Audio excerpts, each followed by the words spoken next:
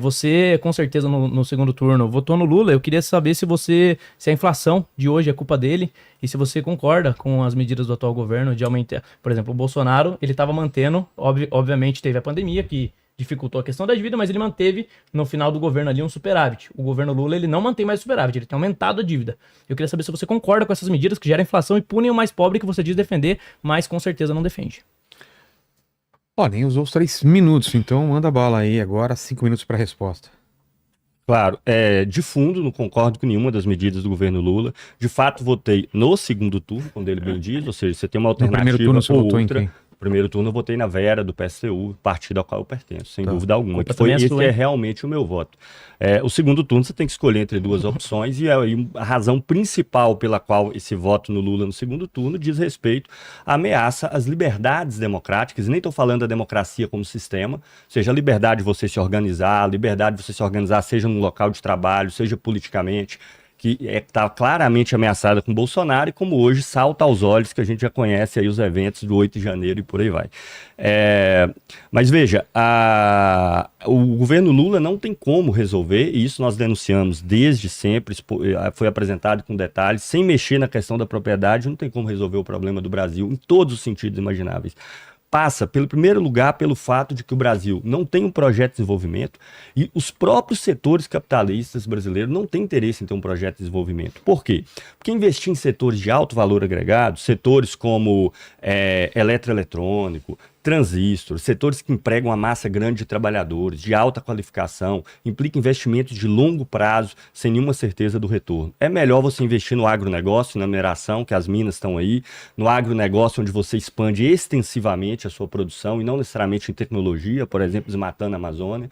Então o centro do Brasil é esse, é um país economicamente cada vez mais centrado em produção primária, que emprega pouco, paga mau salário, o negócio é 80% de informalidade, só para dar um exemplo. Então, o primeiro aspecto é esse.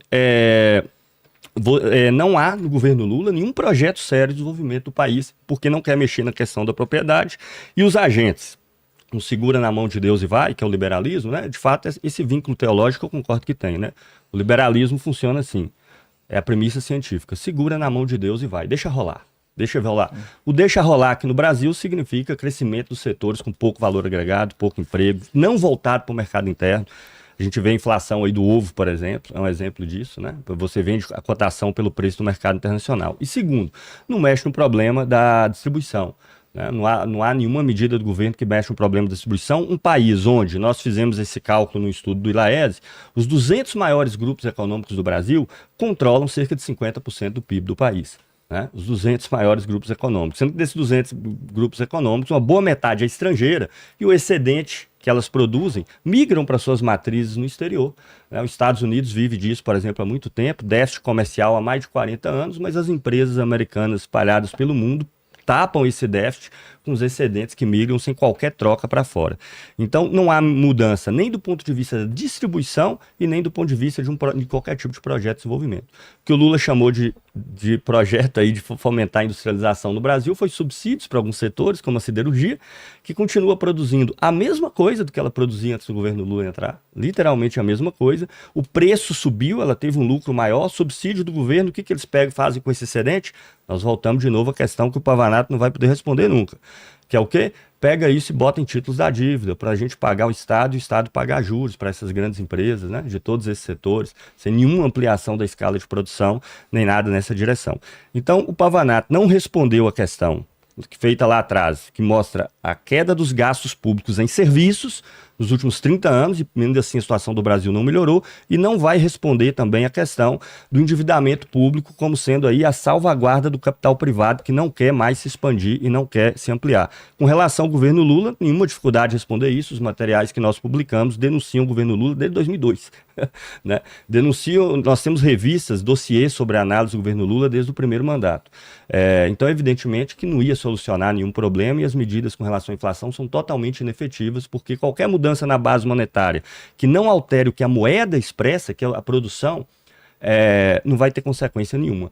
Agora, o que eu queria ver a resposta liberal é a resposta de como, de uma perspectiva liberal, ou se preferir chamar de conservadora, não tem nenhum problema, para resolver o problema da desindustrialização do Brasil, que reduz a cadeia de valor do que é produzido aqui, onde as indústrias que agregam mais valor, que tem mais trabalho qualificado saem do país.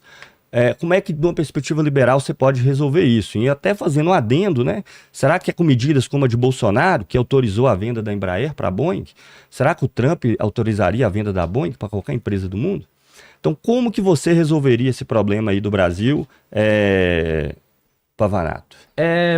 Primeiro, realmente, né? Se no liberalismo é segura nas mãos de Deus e vai, no comunismo é segura nas mãos do próprio Satanás. É o que aconteceu na prática, o inferno começa na Terra. Ele não vai conseguir citar aqui para mim nenhuma experiência de socialismo bem sucedida, porque nunca aconteceu e nunca vai acontecer. É uma utopia impossível. E você tem essa questão da industrialização. A desindustrialização não é necessariamente um problema. O país pode muito bem se concentrar naquilo que ele faz de melhor e agregar capital naquilo, e isso pode sim levar ao desenvolvimento.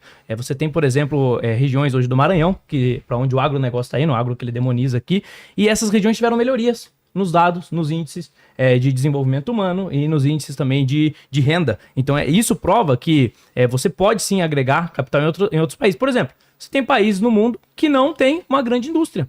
E esses países não deixam de ser ricos. A Suíça tem uma grande indústria? Não tem.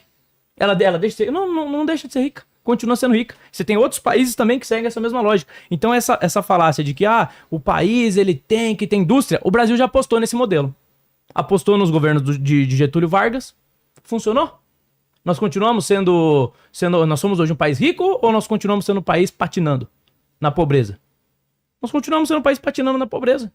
Então a verdade é que o capitalismo, nenhuma mudança social na história do planeta, gerou tanta riqueza e desconcentrou tanta riqueza quanto o capitalismo. Porque antes da Revolução Industrial, o poder estava simplesmente concentrado na mão dos nobres, da nobreza. Hoje em dia, existe mobilidade social. As pessoas ascendem e declinam.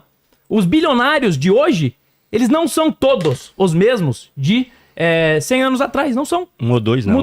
Mudou. Não, a maioria. A maioria mudou, você tá mentindo, você sabe disso. Sei não, a maioria, você sabe sim, você faz falar aqui. Tem algumas famílias aí que estão desde sempre. Algumas, a minoria. É a minoria.